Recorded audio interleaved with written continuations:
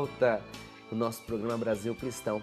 É uma alegria poder, nessa noite, fazer esse programa junto com você, entrar na tua casa e poder tratar desse tema, que é um tema tão curioso. Guerra espiritual. Assuma o seu posto neste combate. Você já ligou para cá? Já deixou o seu nome, o nome dos seus familiares? É muito importante que você faça isso. Sabe por quê? Porque nós queremos colocar a sua intenção na nossa oração no final desse programa. No final desse programa, eu e os meus convidados, o Winston e Mônica, iremos orar. Eles são do Ministério de Cura e Libertação. Eu, enquanto padre, eles do Ministério de Cura e Libertação, vamos orar em cima dos seus pedidos. E além disso, os seus pedidos serão conduzidos ao altar, sem missas, pelas suas intenções, para que você possa vencer nesse combate. Esse combate que é um combate que eu travo todos os dias, que o Winston trava todos os dias, que a Mônica trava todos os dias. Deus é tão bom, e a gente pergunta, quem criou o diabo então, Winston? E isso é uma pergunta, inclusive, dos jovens da catequese. Se Deus é tão bom e quer o nosso bem, o porquê a existência do demônio? Primeiramente, muito importante essa pergunta, padre, porque a igreja nunca denunciou, como que diz, ela negou a existência do demônio. Muito pelo contrário, né? Se a gente for ver a história da igreja, dos papas, todos eles alertavam sobre esse ser, né? Que é a criatura de Deus. E no Catecismo do Católico, no parágrafo 391, a igreja vai falar lá que o diabo foi criado por Deus, mas por causa da sua rebeldia, da sua desobediência, ele se precipitou no inferno. Não foi Deus que criou o inferno, foi o próprio demônio que criou o seu inferno quando ele quis ser como Deus. Aí vai dizer São Miguel Arcanjo, quem como Deus? Exato. Então, nós precisamos ver então, que a igreja, apesar de não dar muito ibope para o demônio, porque o principal objetivo é falar de Deus, e seria muito bom se ele não existisse, e se nós pudéssemos somente falar de Deus. Mas denunciando o inimigo, nós estamos fazendo perfeitamente a vontade de Deus. E não ficar, sim, endemonizando tudo, porque nós temos 3 inimigos que nós precisamos de lutar contra eles todos os dias. Que o primeiro é a carne, o mundo e o próprio demônio. Carne, mundo e o próprio demônio. Olha, é verdade. E Mônica, o Winston, ele falou uma coisa que no mundo de hoje nós percebemos, inclusive muitas vezes nas nossas comunidades, existem muitas pessoas que tendem a demonizar tudo e jogam toda a responsabilidade dos seus atos em cima do diabo. Então, por exemplo, eu sou casado e não sou fiel à minha esposa. Eu vivo no adultério. E durante todo o tempo, eu olho e digo, a carne é fraca. Satanás tomou conta de mim e eu fui e traí a minha esposa. Parece que a pessoa, ela tira a responsabilidade dela. Isso é um fato que, inclusive, sobre isso vocês também escrevem no livro, né? Com certeza, isso é muito sério, padre, porque há aqueles que usam disso para jogar a culpa no demônio. Tudo é demônio, né? Aconteceu isso na minha casa, é o inimigo, é o demônio. Como o senhor disse, traiu a esposa, é o demônio que está me tentando. E nós atendemos várias pessoas com essa desculpa, que vieram para o atendimento e a esposa fala, não, ele fala que ele não consegue resistir, porque é o demônio que está conduzindo a fazer isso. E a pessoa, quando ela começa a usar essa desculpa, ela começa a não assumir a luta contra o pecado, contra a tentação, contra a concupiscência da carne dela mesma, contra as tentações do mundo. A pessoa quer continuar assistindo filmes pornográficos, continuar na sua vida de pecado, e depois diz que é o demônio que tentou. Então, há esses dois lados, padre, da pessoa demonizar tudo e também de falar que não existe Satanás. E essa é uma das maiores táticas do inimigo de hoje em dia, é fazer com que as pessoas acreditem que ele não existe. E a palavra de Deus, na primeira carta de São João, no capítulo 3, diz: Jesus veio para destruir as obras do demônio.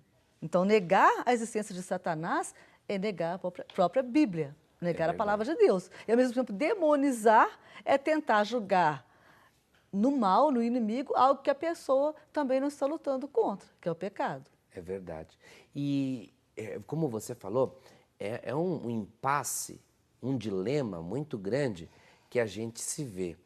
Porque como, então, entender que existem essas duas realidades? Porque, como você falou, não posso demonizar tudo e não posso também dizer que ele não exista. Eu tenho que afirmar que, voltando àquele exemplo do pecado, eu poderia falar de diversos pecados, mas a gente exemplificou a situação falando do adultério. No adultério, o diabo ele não possui a pessoa para que a pessoa cometa o adultério, mas ele age de alguma maneira. Sim. Né? Ele age. E como que é? Como que é isso? Existem várias formas de atuações do maligno na vida das pessoas. Hoje, os exorcistas, a Confederação Internacional dos Exorcistas, eles dão alguns nomes, né? Classificam como ação ordinária, que é a tentação, todos nós somos tentadas, e ações extraordinárias, que é a opressão ou obsessão, conforme pode chamar das duas formas, também infestação diabólica.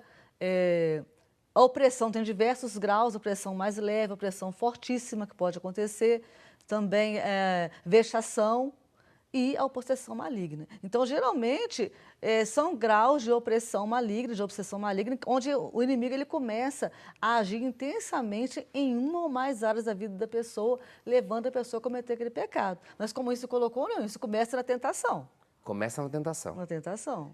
E quais são os outros estágios que você disse? Tentação é a ação ordinária. Todos Essa nós é a somos ação tentados. ordinária. Uhum. E ações extraordinárias seria obsessão ou opressão. Os exorcistas geralmente chamam de obsessão, mas nós, da Renovação Carismática, geralmente falamos opressão, que é um termo mais conhecido. Uhum. E o que seria a opressão? A opressão maligna é a atuação do demônio, Satanás e seus demônios, em uma ou mais áreas da vida da pessoa. Nós costumamos exemplificar da seguinte forma. Por exemplo, uma casa com vários cômodos. Se uma casa for tomada por um assaltante, por um bandido, ele primeiro pode assaltar, entrar em um cômodo da casa. Qual o próximo objetivo deste bandido, desse ladrão?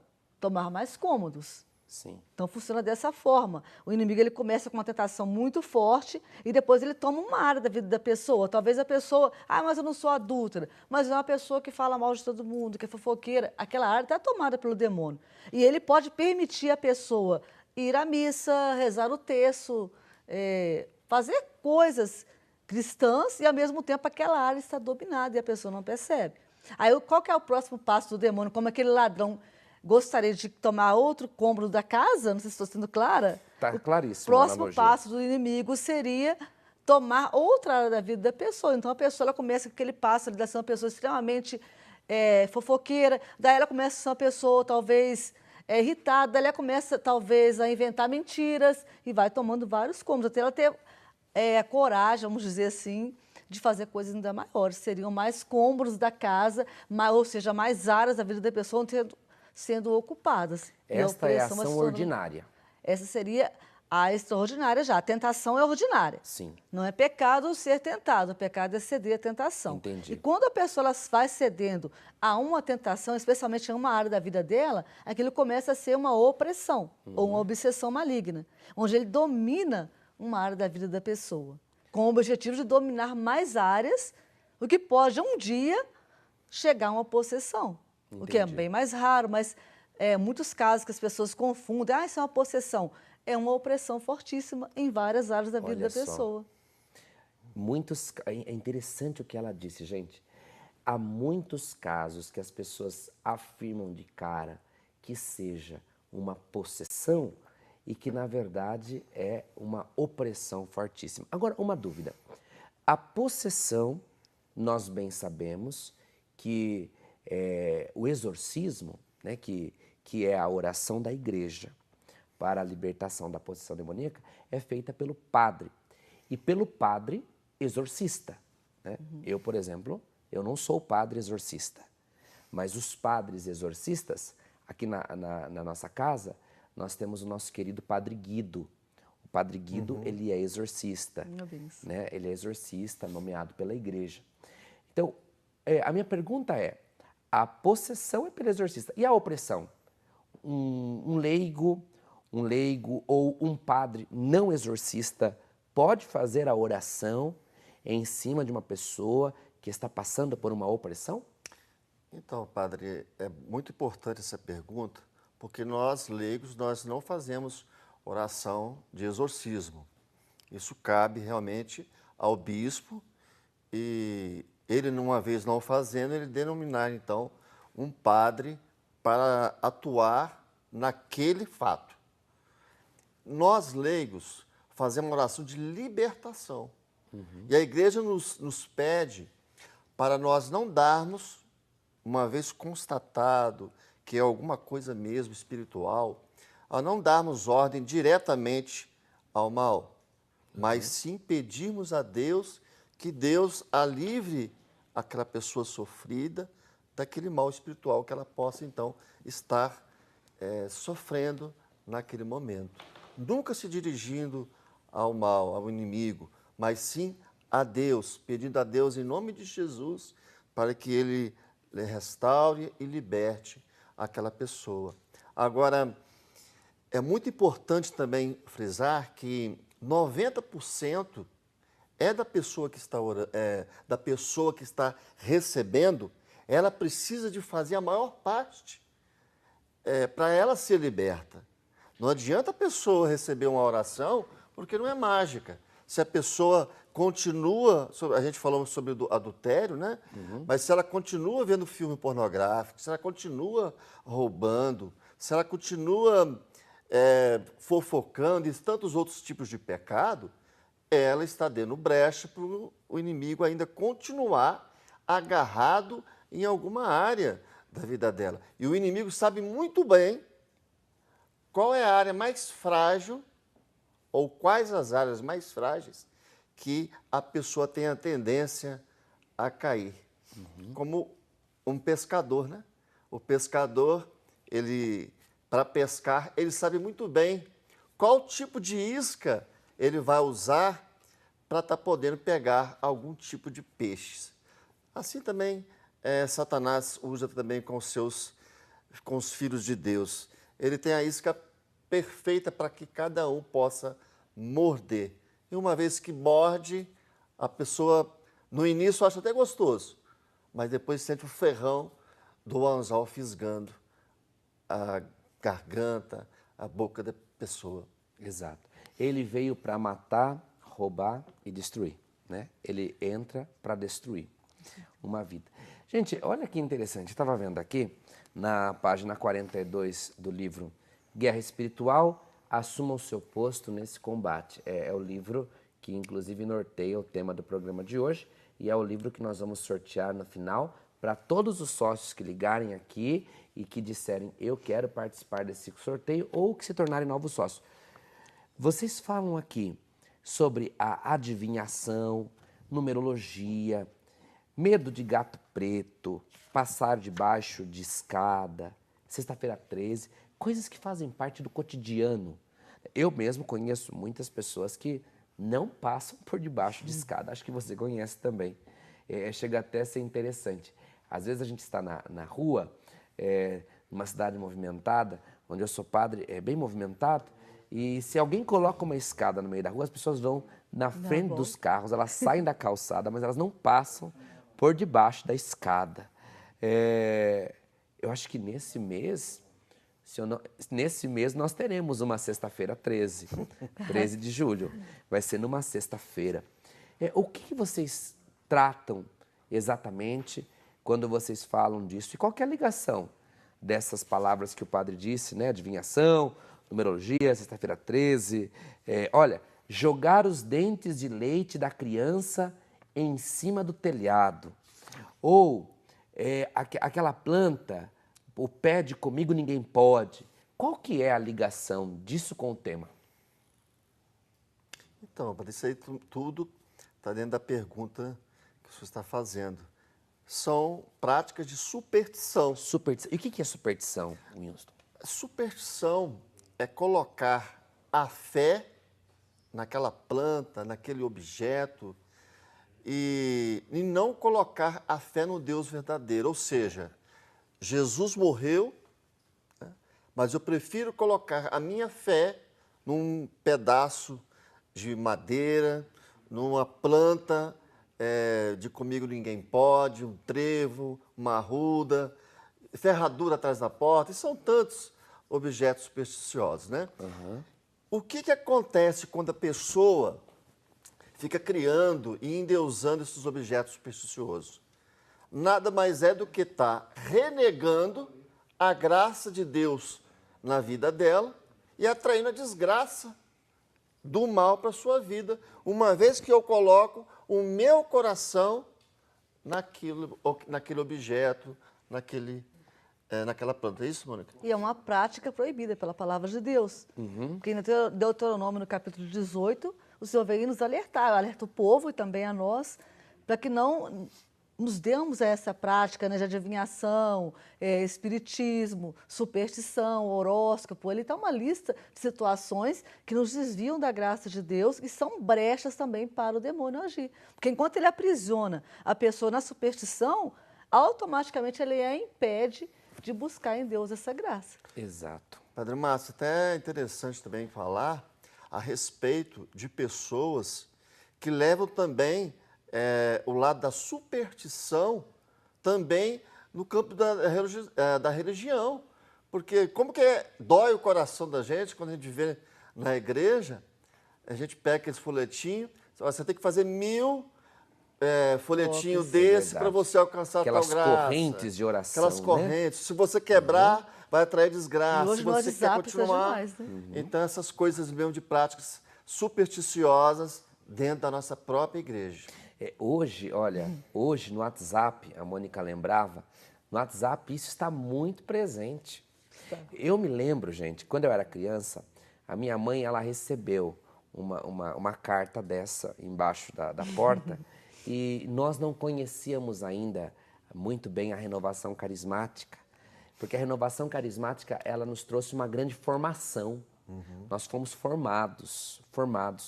Minha paróquia tinha 60 comunidades, era um único padre, eu não conseguia dar conta. Então, eu me lembro que minha mãe recebeu uma carta dessa e tinha que fazer 50 cópias. E minha mãe me obrigou a fazer as 50 cópias e depois a sair entregando as cópias debaixo da porta. Jogava a cópia debaixo da porta e, saía correndo para que as pessoas não conseguissem ver que éramos nós que estávamos fazendo aquilo. Hoje, ainda existe isso, Sim. mas é mais prático, sobretudo pelo WhatsApp. Né? Envie essa corrente de oração para que não aconteça o mal na tua vida. Isso não vem de Deus. Isso não vem de Deus. Então envie para 10 pessoas e veja o que aconteça. Inclusive eu, a pessoa fala, né? Exatamente. Exatamente. Olha, muitas pessoas estão participando. Se você tem alguma dúvida sobre o tema que nós estamos tratando hoje, guerras espirituais, assuma o seu posto nesse combate. Pode mandar para nós a sua dúvida, vai ligando, vai deixando a sua dúvida e nós teremos a alegria de tirar essa dúvida no ar. Aproveite a presença aqui dos nossos convidados, os autores desse livro. Quero agradecer ao Fred Jorge de Souza, de Vinhedo, São Paulo. Ele pede pela saúde física e espiritual e a proteção divina para ele e para toda a família, especialmente para a mãe, Benedita Fermínio, e também para uma amiga da família, Edilaine Ferraz. A Fernanda Regina Silva, de Campinas, São Paulo, ela pede pela recuperação de sua mãe, por sua vida, sua família, emprego para a Rafaela, pela vida de sua nora, por ela mesma e por toda a família. A Lourdes Sastre Carvalho, de Mandaguari, Paraná, pede pela sua saúde física e espiritual, proteção divina para ela e para toda a família. Gente, mês de junho é um mês muito especial. Nós estamos comemorando 21 anos da nossa revista Brasil Cristão. Exatamente.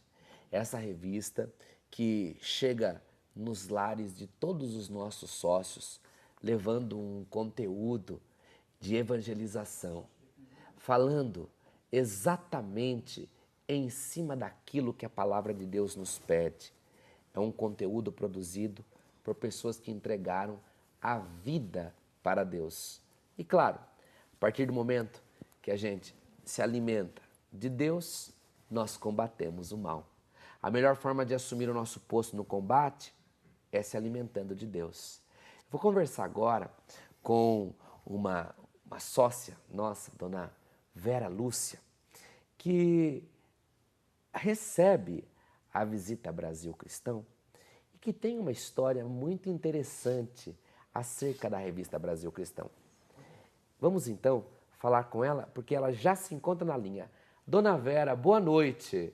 Boa noite. É uma alegria poder falar com a senhora nessa noite. É uma alegria poder ter a sua participação direta no nosso programa Brasil Cristão. Hoje, e dentro desse mês tão especial em que comemoramos 21 anos da revista, eu fui informado que a história da senhora é a história de alguém que valoriza a revista Brasil Cristão e que tem um estreitamento com a revista Brasil Cristão. É isso mesmo? Com certeza, com certeza. Muito eu bem, uso bastante a revista, principalmente a reflexão diária.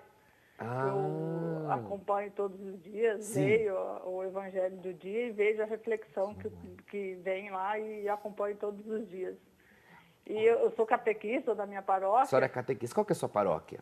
É Nossa Senhora do Rosário de Pompeia. Paróquia Nossa Senhora do Rosário de Pompeia, Campinas. Isso. Um abraço, então, ao padre e também O Padre Roberto de Laço. Padre Roberto e a todo o povo da Paróquia Nossa Senhora do Rosário da Pompeia, aos seus catequizandos, né? Um grande Sim, abraço. com certeza, também. que são muito especiais na minha vida. Então, como catequista, a revista te ajuda. Me ajuda muito com os conteúdos, Sim. a folhagem, as gravuras que tem, eu aproveito bastante nos meus encontros de catequese. Olha que bacana, gente. Tá aí. E as notícias que vêm, né, da século XXI, que vem na revista também, eu gosto de acompanhar, leio todas, as cartinhas do Padre Eduardo, leio todas. Exatamente. E o seu testemunho, com certeza, vai incutir na cabeça de muitos catequistas que nos acompanham mais uma possibilidade de fazer com que a sua catequese seja uma catequese aprofundada. O catequista ele tem que se aprofundar, né, dona Vera? Com certeza, com certeza. Eu fico feliz de poder dar esse toque que vem de Jesus para todos nós. E nós ainda mais felizes com a tua participação. Que Deus abençoe fico feliz muito a senhora. por participar e dar esse testemunho. Amém. Deus abençoe a senhora e um grande Amém. abraço à senhora e a todos os seus. Deus abençoe. A todos vocês também, o meu abraço e a bênção a todos vocês. Amém, amém. Veja, gente, que coisa interessante. E você, tem alguma história com a revista Brasil Cristão? Esse é o tempo em que nós queremos recolher todas essas histórias. Então, liga para nós no telefone que está aparecendo na sua tela e relata para nós qual que é a sua história de amor, de evangelização, de gratidão com a revista Brasil Cristão. O tema de hoje, guerras espirituais. Então, você não deixe de ligar, de deixar a sua intenção, de deixar o seu pedido, porque nós vamos colocar tudo em oração. No próximo bloco nós vamos fazer a oração. E lembrando que nós faremos no final desse programa o sorteio de 2 livros, esses 2 livros que estão aparecendo agora na sua tela.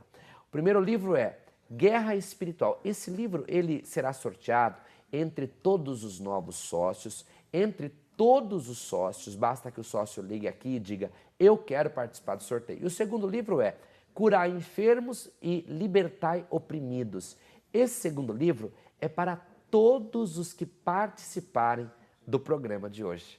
Agora nós vamos para um rápido intervalo e nós voltamos daqui a pouquinho, se Deus quiser, com esse tema tão interessante. Até daqui a pouco.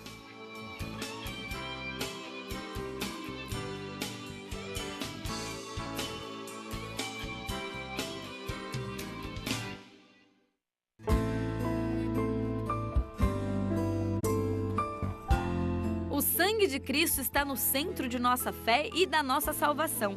Na coluna deste mês, Dom Murilo Krieger escreve sobre o preciosíssimo sangue de Jesus. Não perca!